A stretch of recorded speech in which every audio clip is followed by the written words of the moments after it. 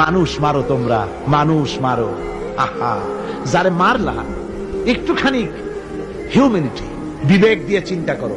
যাকে মেরেছ ওই রাত্রে তার বাড়ির কাছে যাও, ওই রাত্রে গোপনে তার বাড়ির কাছে গিয়ে দেখো তার মা কিভাবে তার সন্তানের জন্য কাঁদতেছে, মায়ের কোলটা খালি হয়েছে বলে কিভাবে কাঁদতেছে, তার বাবা কিভাবে কাঁদতেছে, তার বউ থাকলে কিভাবে ছটফট করতেছে, তার কলিজার টুকরা সন্তান থাকলে কিভাবে আব্বা আব্বা বলে কাঁদতেছে। যারে গুলি করে মেরেছো একবার বাড়ির কাছে গিয়ে কান পাচা শোনো।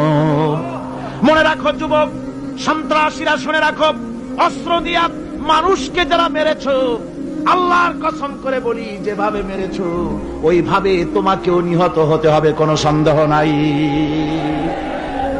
বাড়িতে গিয়ে ডায়েরিতে লিখে রাখো আমার কথা।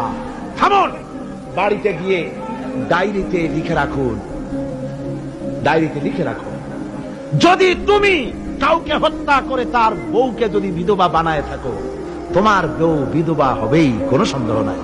তুমি যদি কারো ছেলেকে এতিম বানায় থাকো, তোমার ছেলেকে আল্লাহ এতিম বানায় রাস্তায় ভিক্ষা করায় ছাড়বেন। তুমি যদি কারো বাপকে মাকে কাঁদায় থাকো, আল্লাহ রাব্বুল আলামিন তোমার মা বাপকে কাঁদাবেন।